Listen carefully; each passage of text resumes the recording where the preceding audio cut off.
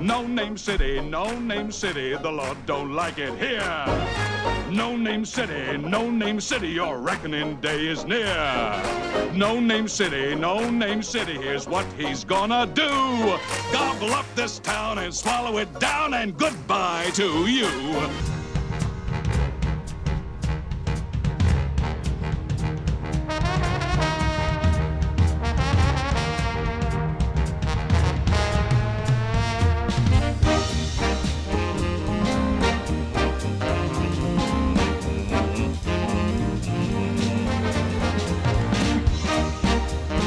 The views expressed on the following broadcasts do not necessarily reflect those of KHLT, Take 12 Radio, or our affiliates. The opinions on this show should not be considered as medical, psychological, or professional advice and are those of the host, co-host, and guest. Take 12 Radio and KHLT Recovery Broadcasting are not affiliated with any particular 12-step fellowship.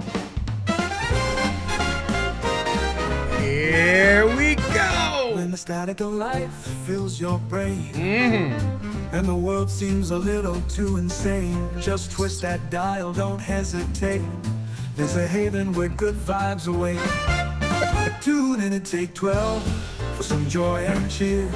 It's the sound of hope coming in crystal clear. Recovery talk and music so grand, a beacon of light, a helping hand. Greetings, one and all, and welcome to another fine episode of the Take 12 Recovery Radio Show. If you can see what I'm seeing, yeah, you'd be laughing too. With Dion Miller from Trudging Together in Raw Recovery. Hey, Dion. Roger McDermott from Huntington Beach, California. Kat, our intern, is in the studio. Hi, Kat. Hi. And our very special guest this week, Jonathan Harrison. Hey, Jonathan. Hey, guys. What's going on? Hey. All right. We got a great show for you today. Jonathan's going to be sharing some of his experience, strength, and hope via a book that he's written called Alcoholics and Their Enablers. Uh-oh. All right. Right now, as we launch forth on this episode of the Take 12 Recovery Radio Show. Recovery talk and music so grand, a beacon of light, a helping hand. Helping. Well, zippity-doo-dah. Hey, everybody. It's good to have you all on the show today. And listeners, we're really glad that you... Oh, what was that? What was that? I jumped the gun there for a minute. Yeah, it's great to have you on, Jonathan. Mr. Jonathan Harrison, thank you for joining us today to share about this new book, Alcoholics and Their Enablers, Discover the Science Behind Lasting Sobriety. And yeah, I'd show it to you, but we have no video today, and there's a good reason for that. We're gonna just touch on that a little bit here in just a minute. And I want to tell you a little bit more about Jonathan, our guest, here in a second, too. But right now, we're going to have a little bit of fun. Let's see what we got. Gather round, it's Muncie the man with stories profound. We're diving into tales, both wild and bold. Time to play true or false. Let the fun unfold. That's right. It's time to play True or False, the favorite game of all of our guests and co-hosts, right? Yeah. Okay, so if you get all of these right, you know, Kat, you know what you get? I do not know. Nothing. All right. Nothing. I'm so excited. More than what I have now. Okay, so we'll let our guest be the first one to answer these. Okay, so the first one is, now this is true or false. The first one is, in the original manuscript of the chapter How It Works, in the Big Book of Alcoholics Anonymous, directly before the ABCs are stated, the literature reads, our description of the alcoholic, the chapter to the agnostic, and our personal adventures before and after have been designed to sell you 3 pertinent ideas. Is that true or false? That's true. What do you think, Roger? False. Dion? It's false. Okay. Kat? True. Okay. Kat says true. And Jonathan says true. What is it that's false, Roger or Dion? I'll read You it. said it. Go ahead. Can you read it one more time? Yes. In the original manuscript of the chapter How It Works, directly before the ABCs, it's stated, the literature reads, our description of the alcoholic, the chapter to the agnostic, and our personal adventures before and after have been designed to sell you 3 permanent ideas. It was not designed to sell you anything. Yeah, that's right. The cell use. I apologize. I changed my answer to false. I also changed And my I'm answer changing to my false. answer to true because we just read this in our draft. And it is Good for you, Dion. The answer is true. And the original manuscript, right? Not the first edition. That's right. Okay. Okay. And that's a trick question. Well, I said the question was in the original manuscript of the chapter How It Works. I did say that. See, Jonathan, see what you're dealing with your wonderful host. He's very tricky. Well, you know what? I have an excuse. Oh boy. Okay, and I know, but I'm not. I'm an Al-Anon. Oh, see, I'm not buying it. That doesn't work. We're not enabling that, Jonathan. Well done. All right, here's number 2. Continuing with this section of the chapter, the ABCs, read A, that you are alcoholic and cannot manage your own life. B, that probably no human power can relieve your alcoholism. And C, that God can and will. Is that true or false? That's absolutely true. Yes, I've heard that many times. Roger? We're talking about the original manuscript? Yes, sir. I think it's false. Okay, Dion? I'm going to go with false also because I feel like I'm being tricked. Okay. What do you think, Kat? True. True. It is true. C, that God can and will. Period. Yes. Period. And the reason nice. is because God working in our lives is not conditioned on our response to Him. Mm-hmm. And Bill understood that. Right. It got added later if He were sought. Aren't you glad that even if you don't seek Him, He comes through for us? Yes. Man, Absolutely. I am. So those of you who got it wrong, you get this. I feel better. The reason I wanted to be wrong was so that I could hear that, so I could feel better. See, here's the thing, Monty. Dion and Roger feel much better, and you and Jonathan don't. Oh, yeah. Okay. I feel just fine. May I just say? Call that denial. You know, one of the things that I've learned is, guys. One of the things I've learned, guys, is how I feel is not that important. What? Wow, Okay, that's here's we got 2 more. Here's number 3. The following statement, quote, if you are not convinced on these vital issues, you ought to reread the book to this point or else throw it away, end quote. This excerpt was taken from the 1940 original manuscript of Alcoholics Anonymous. True or false? Well, I'm gonna guess true because I agree that I think these are tricky questions. It's tricky. It's tricky. It's tricky. What do you think, Dion? It's true. Roger? Absolutely true. Okay, you guys are incorrect. It is not true. It's false. It wasn't 1940. It was 1938. It wasn't the question. It wasn't the question. The question was the excerpt was taken from the 1940 original manuscript of Alcoholics Anonymous. True or false? I'm leaving. Just change the year on us. I'm taking my headphones and I'm going and pouting. Okay. All right. Here's your last one. Here's your last one. True or false? There is documentation located in the archives at the World Service Office of AA that proves that Dr. Bob Smith stated, quote, there is no place for personal anonymity within the fellowship of AA, end quote. True or false?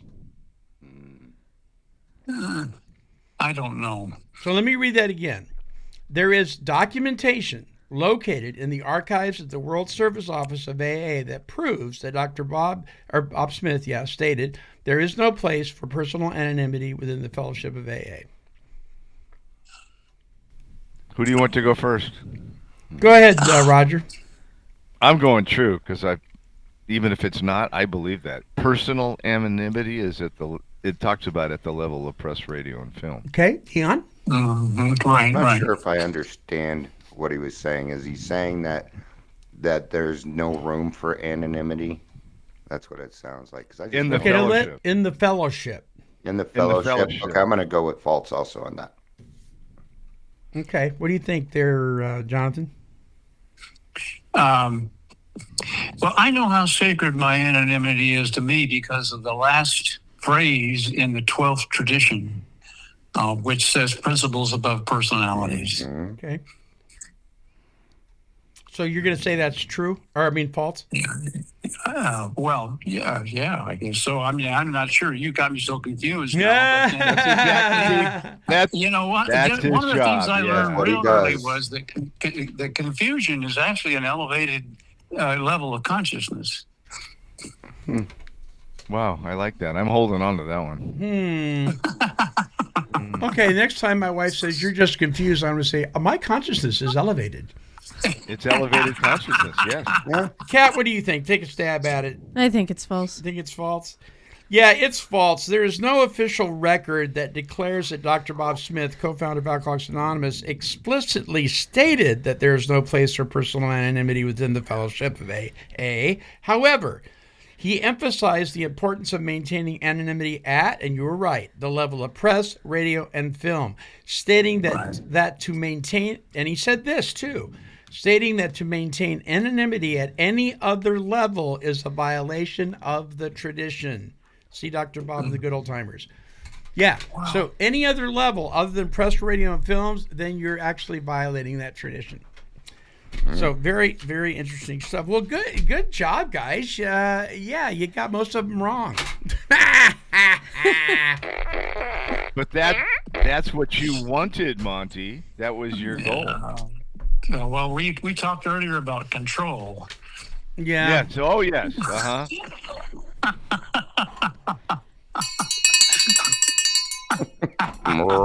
All right. That's a control bell. Let's wrap this segment up. Bum, bum, bum, bum. True or false, let's take a chance. Dive into the stories, let your instincts dance. Fiction or fact, just guess what you see. Step right up now. Come play with me.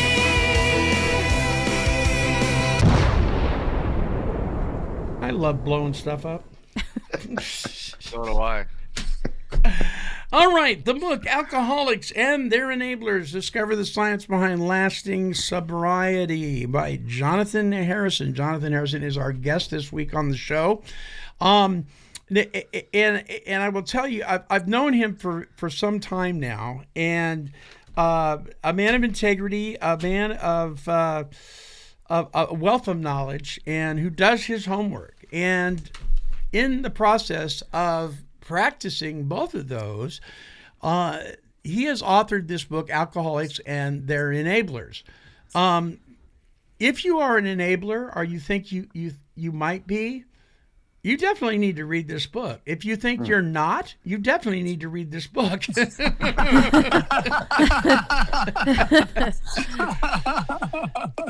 So, my first question, and I think this is important, and we kind of tongue-in-cheek to the anonymity thing here for a minute, but I'm just going to pull the covers off this thing and just let the listeners know Jonathan Harrison is our guest's pen name.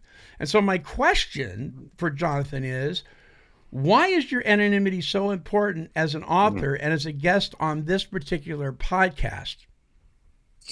Well, there's several good reasons, Monty. For two of them are my sons.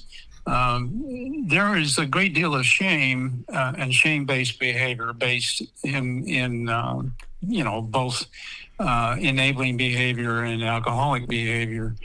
And we have a double standard between men and women. My first wife died of alcoholism, and well, my sons have that same last name, and so I respect them enough that I don't want to shame them on the air or anything like that. And but again, as I mentioned earlier, and we say out loud at Al-Anon meetings, the traditions, all 12 of them, we read them around the room.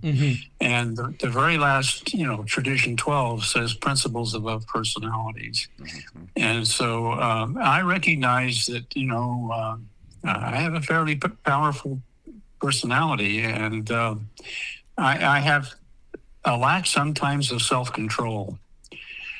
And so one of my goals this year is to develop self-control, because it is like one of the bookends. In the Bible we have, the gifts of the Spirit, and it starts with love and ends with self-control. And there are 9 of them, and they're like bookends, because if you don't have the self-control, it's really difficult to maintain the love. So anyway. Yeah, very, very true. Now, do you not have some concerns also, and this is another reason why the pen name, because of some of the stuff that you're sharing in this book that might really anger some folks? Well, I was conflicted throughout the process of writing this book. I started it in 2010, 15 years ago. Yeah. And it's been a labor of love for me, but also I have a lot of mixed feelings, because I dealt with physicians for a 36-year career in the pharmaceutical industry with 4 different companies. And doctors, I think most people don't consider doctors human. Don't consider them human? No, well, they don't treat them like humans, because they don't realize that physicians actually have twice the suicide rate as the general population. And actually in 2019, during the COVID-19, fiasco, the suicide rate among physicians went up 89%. It almost doubled. Wow. Yes. Yeah. Wow. Wow. So these people are humans, and I dealt with them across the desk for 36 years. Yeah. In their environment, and so I learned to respect tremendously what kind of pressures they go through in this culture. So there's a very, and you can't see it, folks. Well, actually, no, I don't have the back of it up on the graphic, but if you're watching on YouTube right now, for anonymity reasons, you're not seeing video on this particular episode, but you are seeing the graphic that comes up, and that is a picture of the cover of the book, Alcoholics and Their Enablers. This book is available on Amazon. I really, really, really would like to get this in your hands. But on the back of the book, you have a very interesting photograph, and it is of a gas pump at a gas station. Yes. Share with us what we're really talking about here, brother. We're talking about a very simple alcohol. And there are a lot of alcohols, but this one is ethyl alcohol. And the body, at the cellular, at the organ system level, at all levels, the body treats it as poison. And I wanted to make the point that every time you gas up your car, it will say on there, contains up to 10% ethanol. Well, that, folks, is the same ethanol that's in beer. Okay? So we're drinking what's in our gas tank. Yes. In fact, it's much more is more related to gasoline than it is to any food stuff that we consume. The truth of the matter is that anytime a vegetable matter is fermented, it'll become alcohol, and it'll level off at maybe 12 or 13%, something like that. But the amount of ethanol in one beer is huge compared to the amount, that our bodies are made originally to tolerate in our food. Because our bodies process it differently when we're eating versus drinking. True? No, No? they treat the molecule. They treat the molecule exactly the same. I mean, the body doesn't. There's a particular Doesn't know the enzyme. difference. It's just a chemical, and it doesn't have any personality. Gotcha. Okay, so in other words, let's just say it's called alcohol dehydrogenase, and I know that I hate to use. I overheard my two boys talking one time, the two older boys, and the boy who was 10 years old said, I get a lot of mileage in the class by telling the kids in the class that my dad sells drugs. and and the 13-year-old says, "You dummy. He doesn't sell drugs like that. He gets up every morning, puts on his suit and tie, goes down to the medical center and says big words." Oh, wow.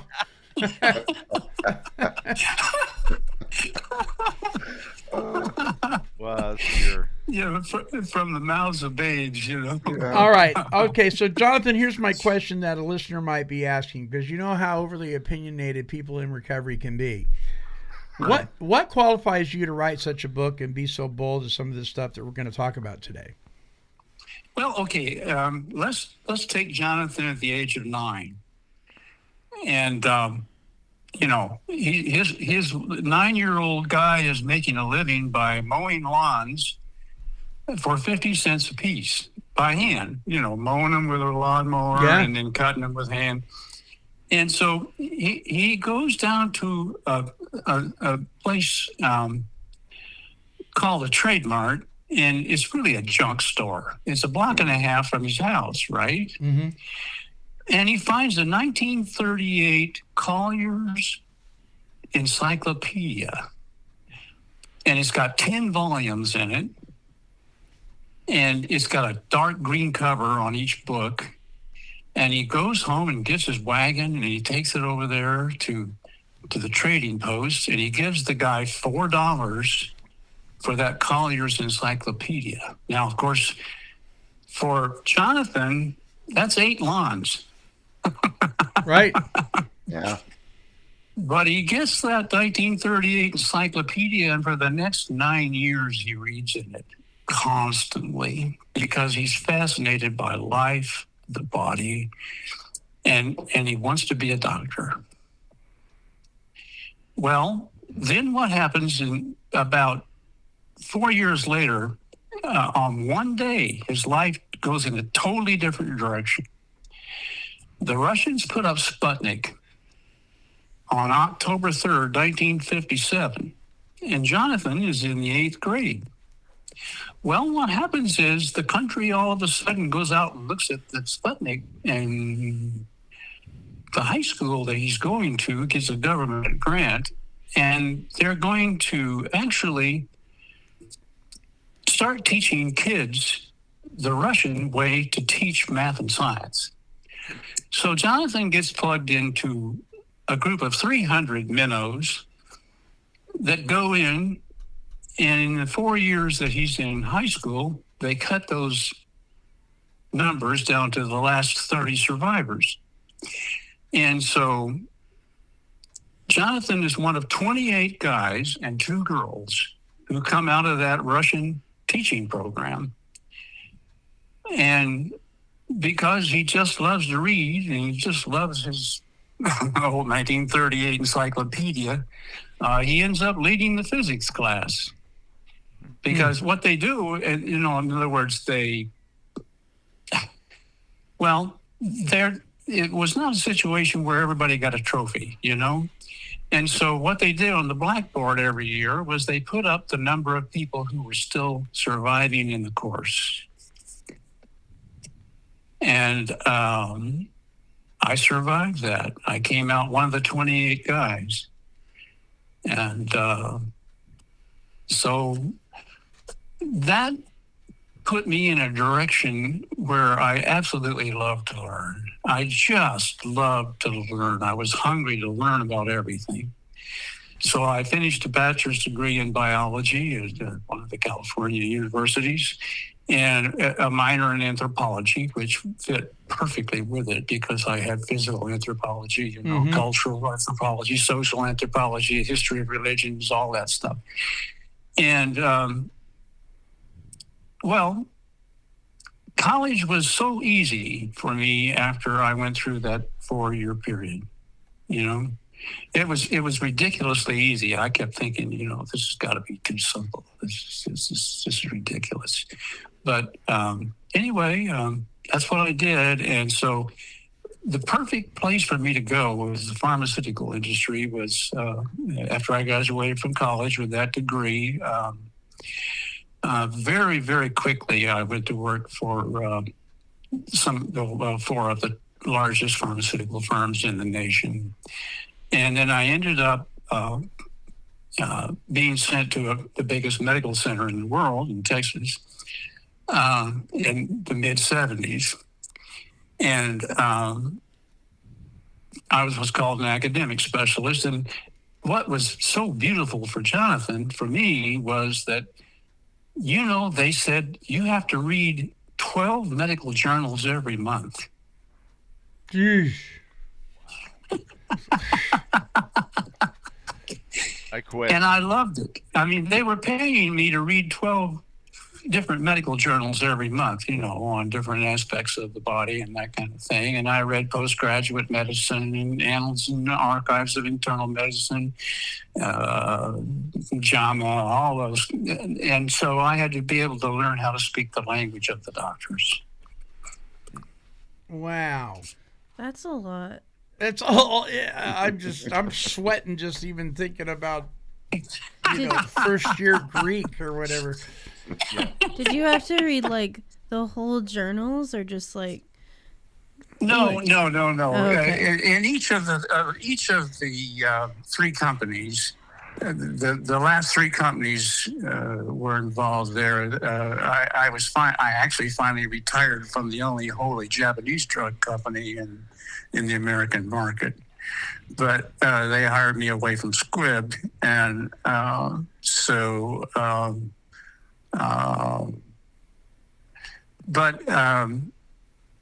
there was only you only read the articles that were pertinent to the company's products. Gotcha. Okay, so Wow. So, okay, let's shift gears here for a minute. okay. I want to know. Okay, you believe, and correct me if I'm wrong. You believe we've been lied to. True? I believe what now? That we've been lied to in so many areas when it comes to alcohol, ethanol. Well, here the whole framework of this book, Alcoholics and Their Neighbors, is to dispel the myths. Now, a lie is not the problem. The problem is never the lie. Lies you can find out, but the problem is the cultural myths that are maintained. So what's the difference between a lie and a myth? Well, a myth is passed on generation to generation. And, a lie can be determined fairly easily, but a myth is, for example, like, alcohol. Okay, a man drinks too much beer in Texas, and he's a good old boy. Okay? Gotcha. Now, a woman drinks too much wine, and she's a slut. Gotcha. Yeah. So And that's not true, Right. So what are some of the myths that we've been told, that we believe? Well, we've been told. Let me think a minute. Just let me think just a minute. I've got to focus just a little bit here. We've been told that everybody, that men and women are profoundly different, physiologically and anatomically, right? Right. Well, that's a lie. The only difference between a man and a woman is on hormonal level is the percentage of which hormone is in which person. For example, testosterone in men is also in women. Okay. But not the same level. And so all sexual desire is caused by what's called androgens or testosterones. And, well, women have that too. But there's also an opposite of testosterone that most people don't really, a hormone that actually reverses the sex drive. It's called prolactin, Prolactin. And prolactin actually is what causes a woman to want to breastfeed a baby. You're losing me here a little bit. Interesting. So that when you say that causes a woman to want to breastfeed a baby, that's what pushes that desire to do Yes, that? in other words, motherly love, in a way, from a medical standpoint, is the woman's whole circulatory system being flooded with prolactin. Gotcha. All right. And all right, but so men have prolactin too. For example, most people don't realize that. There's almost 40% of the breast reduction surgeries that occur to humans are in men. In other words, testosterone, prolactin actually causes breast development in men. And so gynecomastia is the procedure where they actually remove, breast tissue from men. And it's almost 40% now. It's about, a little over 60% of the breast reduction is for women. Interesting. That But maybe 38% is for men. that is so interesting. Yeah. So I'm looking at this chapter 3, the price paid by women in society, ethanol effects on the female reproductive system. And there's a part I wanted to ask you about that right away jumped out at me.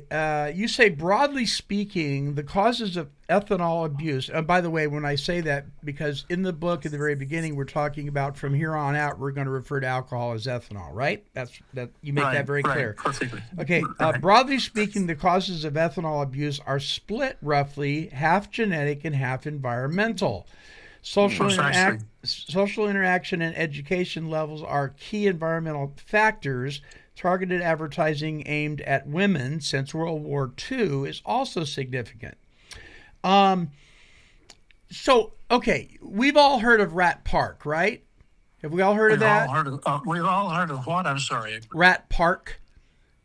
Rat Park. It's an experiment that was done a while back where they put a rat in a maze, and at the end of the maze I think there was either fentanyl or cocaine or something, and they put a rat there that had actually no social interaction at all, and when they tried to feed the rat, he'd go to the cocaine.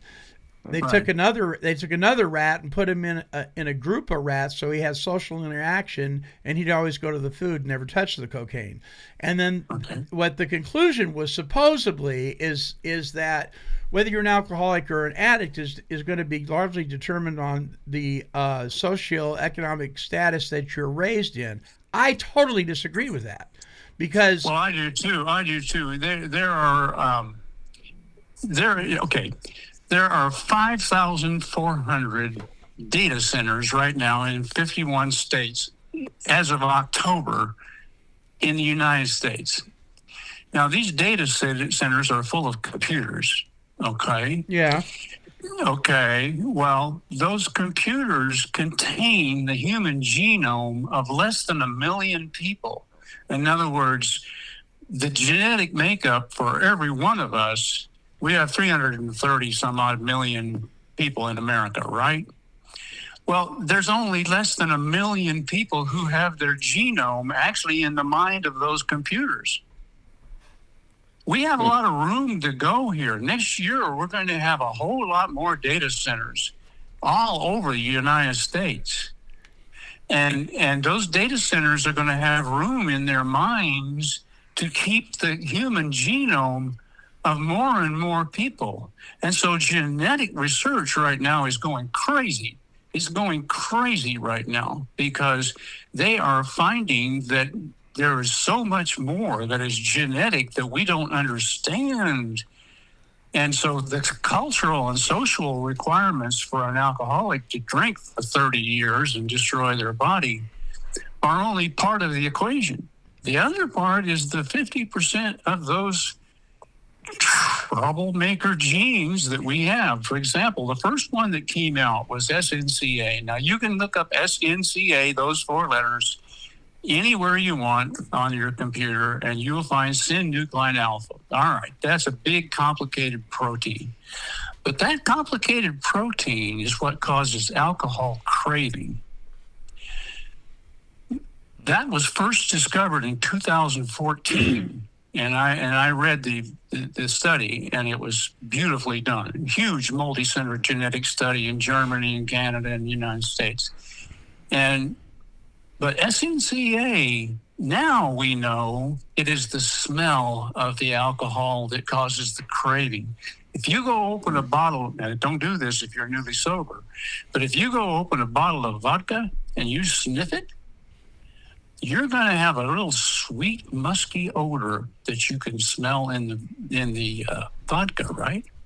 Now, let me tell you, pal, that is why SNCA causes alcohol craving, because the smell, that smell, it relates to that taste, and that is what ethanol causes. So, Jonathan, are you saying that trouble gene right there, that troublemaker gene that you're referring to, is higher in the alcoholic than the normal drinker? Absolutely. Well, no, actually, I'm saying that gene is mutated. It's mutated. It's been damaged. It's mutated. It's been damaged. And someday, and I'll be long in the grave by that time, but someday the genetic engineers are going to find a way to fix that in the sperm and the egg. So, okay, at the risk of sounding like Dr. Frankenstein here when it comes to recovery, am I hearing you say that you really believe that at some point we're going to be able to cure alcoholism? Yes. Wow. Yes. That is a bold statement, brother. There's a drug on the market right now that reduces the craving for alcoholism, and it's also that reduces the craving for food. Mm-hmm. I wonder what kind of side effects a drug like that has. I'm sorry? What kind of Kat wonders what kind of side effects a drug like that would have. I don't know. That would be. I don't know what the side effect profile for that would be. Would be very interesting. In other words, I'm afraid that dopamine is the pleasure drug. Of course, and there's others, serotonin and stuff like that. But dopamine, when you start lowering that, you get to where you're not very interested in anything. The life doesn't have any joy. Right. As a Gen Zer, I sure know the feeling. Yeah, Kat said as a Gen Zer, she knows the feeling. What, of not having any joy? Of having low dopamine, because I don't know if you know, but Gen Z, we're known for being addicted to electronics because it gives you that fast dopamine, and so when you take away electronics... Here's the difference between the sexes. The difference between the sexes is there's between 15 and 16% of all the women in America are swallowing something in the form of a pill by the drug industry, like an SSRI or something that will cause them to get more dopamine. And in other words, there are 700 genes now that are related to depression. Now, that's not many considering the whole human genome, but the difference between men and women is men only have a little over 7% of the men who swallow pills to increase their dopamine level. Women are twice that. Why is that? Well, there's something that's as a biologist, I can give you the biology answer, and that is selective Darwin and all that stuff. But more importantly, let me change my question. So more importantly, though, is the statement that you make in here, and this is why I can see where somebody might want to come after you, is that the and you say it here, targeted advertising aimed at women. Right. Precisely. Okay, let me put it this way. You remember Rosie the Riveter of World War II? Yes. Okay. She was the poster child, and we really needed that as a country to have Yes. women working in defense plants. The problem is that in every generation, and generations are only 15 to 20 years old. Okay. I mean, a generation, you can multiply a generation over 15 to 20 years. Every generation since World War II, the gap between the use of alcohol and tobacco between men and women has closed 20%. Right today, 14 to 22-year-old girls, and I'm talking about the Gen Z group, okay? Mm-hmm. All right, so they're 13 to 28. Gen Zs are 13 to 28, and they're having babies. They're using more alcohol and tobacco than their male counterparts. Wow. Wow. Yes, yes, yes. That And, is really interesting. I'm surprised Yeah. by that. And you think that a lot of that is attributed to the marketing? Well, of course it is. Yeah. They began way back in the 50s, and Yeah. they would just show two cigarettes, one with lipstick on it. Oh, yes. I remember that. Yeah, right. Oh my gosh. Uh-huh. Yeah. Uh-huh. Yeah. Wow. Well, listen. now, this is very important. I want to get this point across before this interview is over. Okay, hold Okay. that thought really quick. Listeners, we're talking to author Jonathan Harrison. The book is Alcoholics and Their Enablers, Discover the Science Behind Lasting Sobriety. You can get this book on Amazon. We'll have it linked up here at Take 12 Recovery Radio. Again, Jonathan Harrison is our guest. And so go ahead. Continue, my friend. Okay. I want to use your technique and say, here's a question for you. Okay. What is the most expensive mental illness right now in America? You mean as far as cost factor to the society? Costs to the government and to individuals. Total dollars. You want to take a guess, Roger? Addiction. Okay. Dion, you say addiction? Yeah. I'm Well, going to he's- agree he- it's probably addiction. No, you know what? You're getting close to it. You're working around the edges of it. I'll tell you what it is. It's fetal alcohol syndrome. Oh, Oh. okay.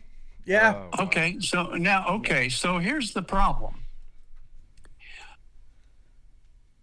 The neural tube that becomes the baby's brain and spinal cord, right, Yeah. forms between the woman's 23rd day after she's made love and 30 days. So, in other words, the woman doesn't know she's pregnant until she's missed her period. Gotcha.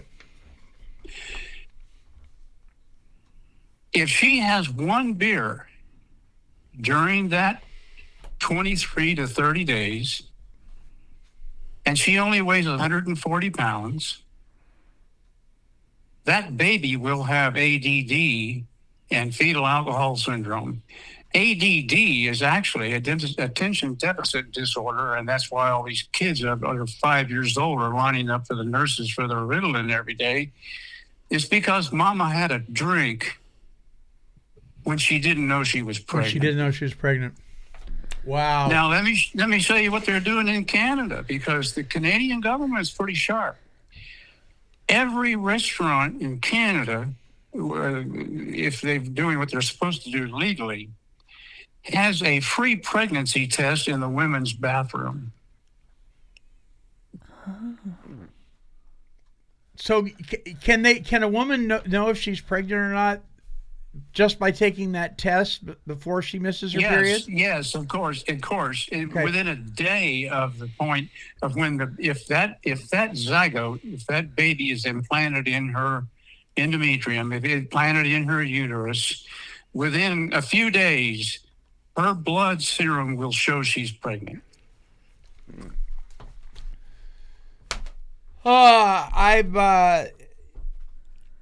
What you just talked about out of this whole interview so far, what you just talked about this fetal alcohol syndrome thing, I'm getting a little upset, for good reason, right? I mean, it's that kind of blows me away, brother, and I'm so glad that you brought it up because it keeps me awake at night. You don't know what you don't know.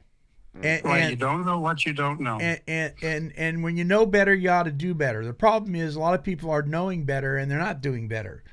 Right. So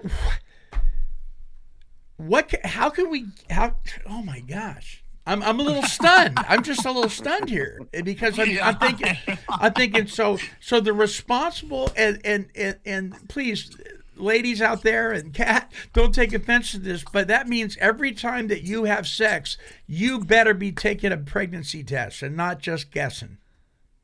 If you're going to drink alcohol. Well, yeah. And there's some data in my book now that brings this down to numbers. You know, by the time I finished high school, I'd had calculus, and so I'm really into numbers. And, for example, there is one particular gene that causes anxiety. And 3 to 5 people out of 10 have that gene mutation. 3 to 5 people out of 10. Wow. That's almost half. Yeah. Wow. Experience anxiety if they have this GABA2. Yeah. Okay. And so, the SNCA is only 1 to 3 out of 10.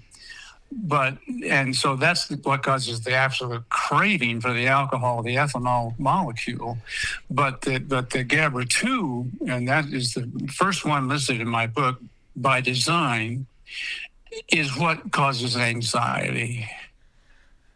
And so if you are aware of your own genetic makeup, for example, it was against the law at one time to sell Indians guns and alcohol. Right. Yeah. I remember reading about that. Yeah. Because of the what is that chemical that's in Native Americans that they found were in heroin addicts too, and there was the only two T's, it starts with a T. You know what I'm talking about? No, I don't. There was a doctor that worked with people on the street, and this is years ago, and he was wondering what's going on with the heroin addicts on the street and the Native American culture. There seems to be a common denominator, and they discovered this gene in the brain that is only in heroin addicts and Native Americans. Well, that's very, very, very, very possible. But let me tell you about ethanol, though, because that's my favorite subject. Right. Okay? You bet. Any kind of opiate will have an additive effect biochemically with alcohol. In other words, ethanol. Okay. So if you're taking an opiate of any kind, you'll probably die of respiratory failure. The lungs will just quit. All right? Well, guess what else causes that? Ethanol. Ethanol works in an additive fashion with every opiate. Whether it's legal or illegal, right? Yeah. Every opiate, alcohol, okay. There are 10 times more deaths from opiate addiction if somebody drinks alcohol at the same time. Yeah, you bet. Because the lungs just shut down. You're doubling down. Yes, you're doubling down. And we all know that a good addict is going to read, one of the first things they're going to do when they get medicine from the doctor, even if it's not a narcotic, they're going to read the label because they want to know if it's going to have an effect on the way they feel, right? Yep. Precisely. Absolutely. I And used to get excited if it said "don't drink" on it. yes, if it says don't drink, it has Yes. that little red label, baby. Right. That's Right. that's what I want right there, man. That's right. That's exactly right. Yeah. That's exactly right. Because the craving is there. Yeah. And you know, these things are like not only additive on the chemical level, they're additive on the genetic level. Like I go even deeper into the stone in my book. I say if you have both GABA2 and SNCA, you got a double whammy, pal. If you've got both of that in your genome, you cannot drink. Okay, listen. There's a ladder that I've got in my book, and it's a ladder that describes each day. If you add a drink a day, in other words, say you have a person like me who doesn't drink ethanol at all, Right. right? Okay. Well, a person like me still has a 10% chance of dying of colon and rectal cancer. Okay. Okay. But if I have a drink only once in a while, that becomes 15%. Oh, wow. Wow. That's quite a jump. Wow. Yes. Now, and also, if I have a drink a day, it goes way up. Yeah. Why is And that's that? just one kind of cancer. Cat wants You to know, know why I- that why that is. Well, it's I don't want to get into the math now because we just don't have time. Yeah. But the truth of the matter is, this is all mathematical, and the ladder. You need to read the ladder. You need to read the ladder because it goes up to 7, 8, 9 drinks a day, and every time. And okay, 2 drinks a day is moderate alcoholism. For the alcoholic. No, for anybody. For anybody. That's just a good Yes. start. Wow. Okay, so let's do this. Before I'm because sorry, because- guys. no. This is shocking. I know. No, I it's know. shocking. We're almost out of time, and I want to look at solution here for a minute. Okay. Okay. I want to speak. Just listen, listeners. I want to speak to you, that members of the faith community, that are having your little Bible studies with your bottles of wine. Right. And not only that, you're posting it on social media. Right. You need to pull your head out of your you know what, because you're killing people. Exactly. You know, you do not need to be an alcoholic for ethanol to poison you. It's a poison. right. It doesn't know if you're an alcoholic or not. It's just a substance, right? So Doesn't you're care, putting it doesn't in your care. body in any form, right? So Yes. whether you're a connoisseur, an executive chef, a customer, or whatever, if your relationship with alcohol is for the purpose of serving it to other people, shame on you. If you know better. The thing is, lots of people don't know better, or they don't believe it, or they don't want to know, They don't right? wanna. Right? So we're back to the myth. Here's a myth for you. You have to want it to get it. That's a myth. Lots of people are intervened on and they don't want it, recovery, and they end up recovering and they're living great lives, right? But what do we do, Jonathan? The information in this book is so powerful, and there's so much in here. There's some claims in here that you make, just like the one right now about alcoholism. This is kind of scary, man. What do we do? Well, let me What's the give- solution, brother? Let me tell you about my whole life's work that I put into this book. Okay? 10.5% of the American population has what doctors call alcohol use disorder, Right. AUD. right? Yep. Those folks are pretty much lost. But I'm telling you what, I'm one of the 4 enablers. I am one of those people. There should be 4 times more people in Al-Anon than there are AA. Mm-hmm. Yes. Yep. Yep. And I'm telling you right now, my purpose on this earth is to make more men's Al-Anon meetings. And I got a whole 15 pages or so in the I was back going of to this say, book. you got a chapter in here. Yes, you do. So, Yeah. I've got an appendix back there, and Right. and some of the real estate people, and the first ones were in Florida. Some of the real estate people have picked up on that article that I wrote, and it was called "Please Start a Men's Al-Anon Meeting in Your Community," Mm-hmm. and the whole state of Florida published that through their real estate agents in their magazine. Hmm. And I don't know how many other states have already picked up on the article, but my goal in life is to help the men who are enabling the women to destroy themselves, whether they are female, if they're your wife or your mother or your daughter, okay?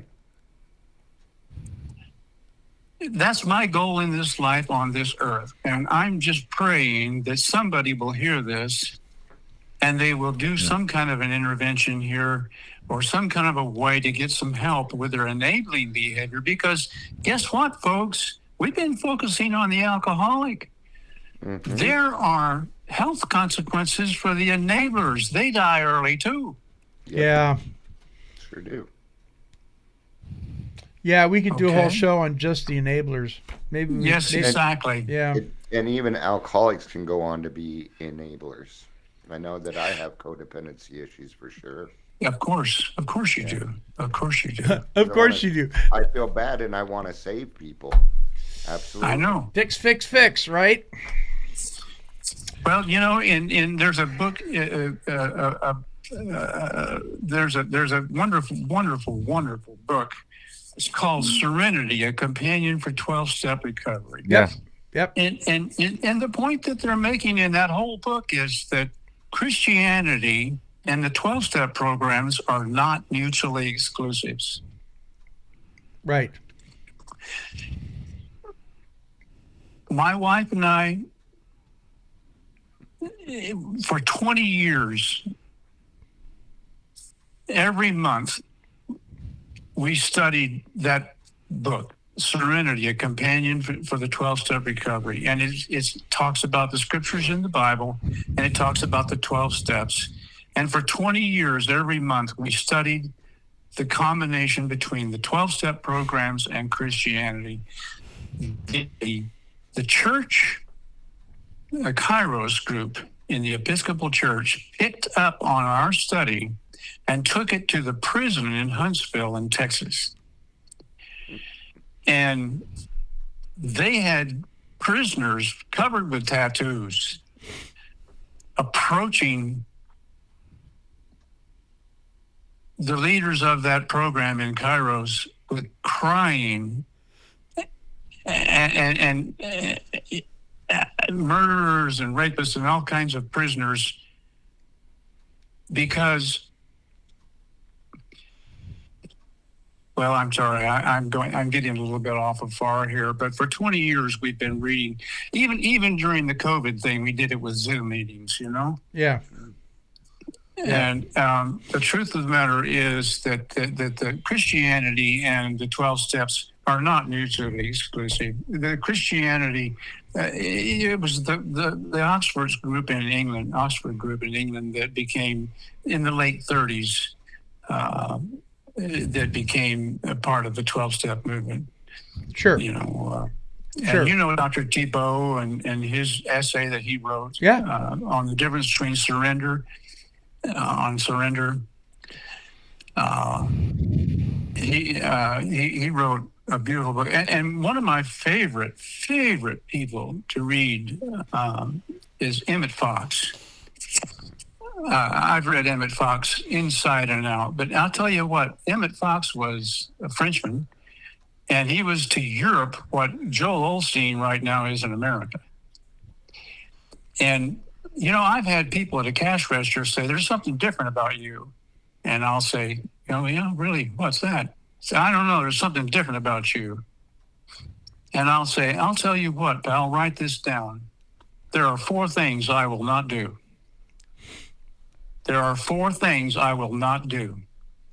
I will not hurry. I will not worry. I will not condemn. And I will not resent. Well, that'll put a different look on your face anyway. Just that. Yeah. In other words, that was Emmett Fox. And that was the summary of his sermons throughout Europe in French.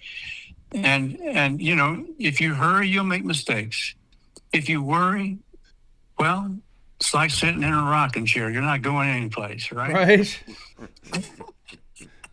Yeah. And I can't condemn anybody. How can I condemn my guy across the street? How can I condemn him? I don't know his genetic makeup. I Right, don't know what right. he's experienced in his lifetime. I can't pass judgment on that guy. And then, of course, resentment. Resentment is just, taking poison and hoping somebody else dies. Sure. Brother, we are out of time. I want to give Dion and Roger and Kat a few minutes here to ask you any questions that they may have or comments. Kat, do you have anything you want to add or ask Jonathan? I don't have any questions, but learning about that anxiety gene was really interesting. That is the one that's the most prevalent in the brain.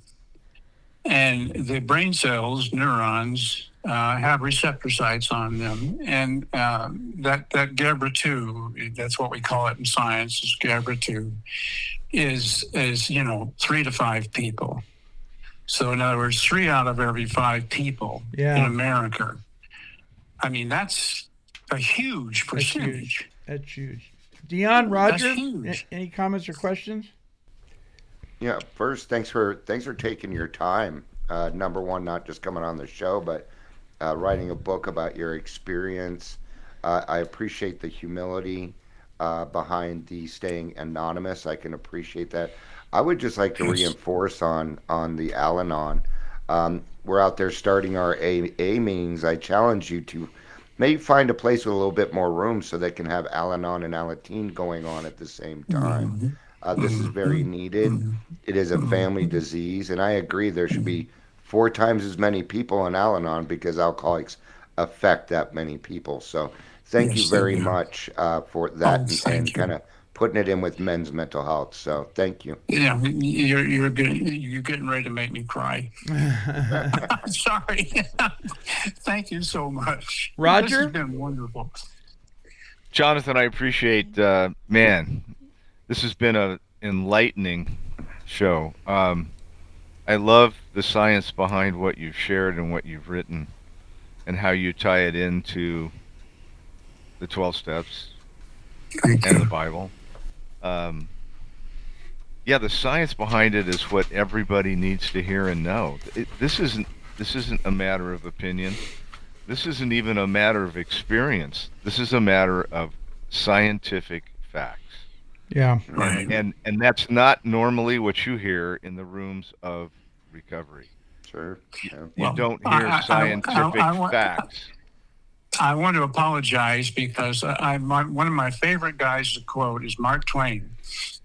He was a writer, and Samuel Longhorn Clemens, and he said, "If I borrow information from one person, one other writer, that's called plagiarism." Okay. He said, if I borrow information from a whole host of other writers, it's called research. Yeah. Well, I resonate with both those, plagiarist and research, but Yeah. I like the fact that you've presented science that is irrefutable.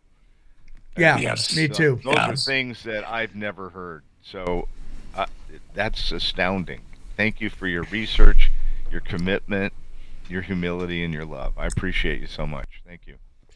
Thank you. Our guest has been Jonathan Harrison. The book is Alcoholics and Their Enablers. Discover the science behind lasting sobriety. You can get this book now on Amazon, and we'll have it linked up here at Take 12 Recovery Radio. Okay, switching gears a little bit here with as we normally do, we have a closing song. So before the song, Jonathan, I'm going to give you an opportunity to give us some closing thoughts here real quickly and introduce this song, Sick and Tired. Okay. Well, the song is called Sick and Tired. And it was recorded in Nashville by Walking Man Studio. He's no longer with us, but he sang it and played the guitar. And it's a story of an alcoholic's whole life. And, the writer of this song managed to put the whole story of alcoholism in 3.5 minutes. All right, we're going to play this song. I'll come back and we'll say our goodbyes. So, folks, here is the song "Sick and Tired."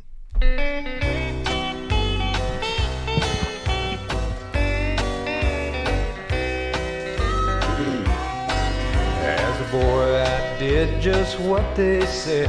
I tried to walk the line.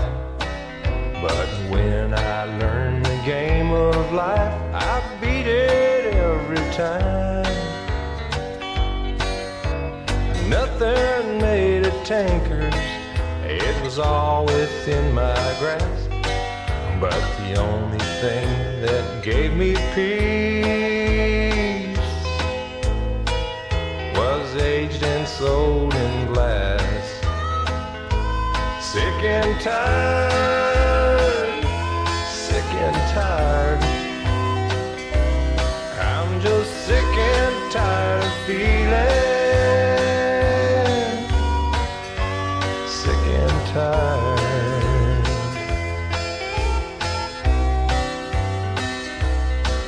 Now the choice to drink was mine alone, but through the years that changed.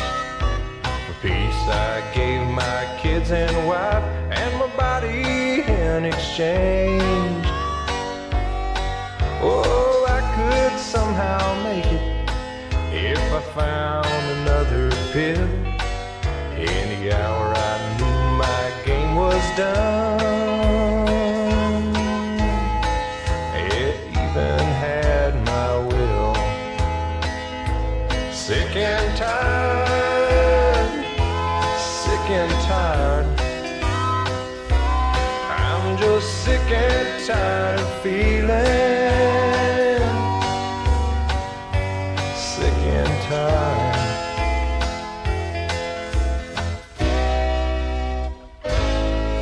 Then a man who'd come to where I was and rambled even more said, friend, you ain't the worst of all. I've been where you could go. Come join some folks who know you, who can lead you on back home.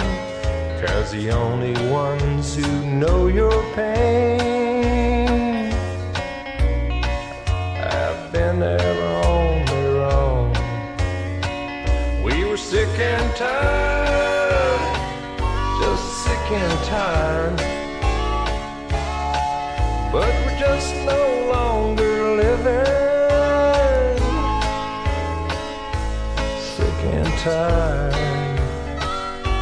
sick and tired, sick and tired, just sick and tired. But we're just no longer living. Sick and tired, sick and tired.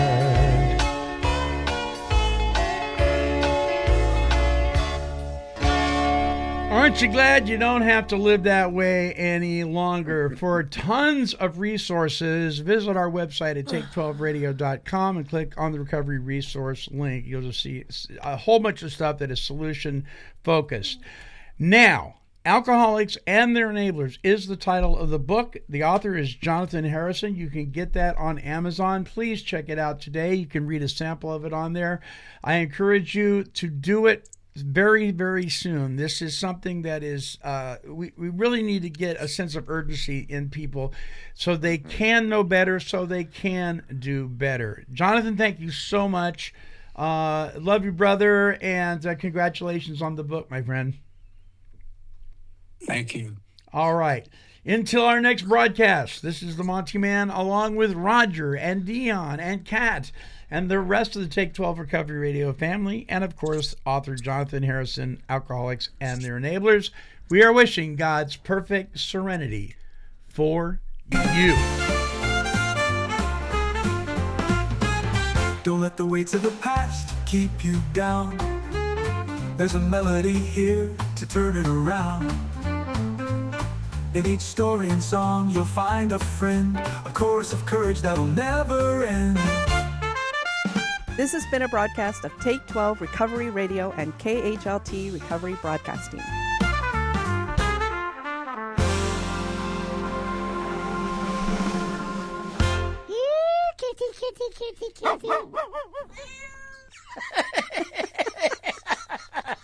This has been a Chicken and a Pig production.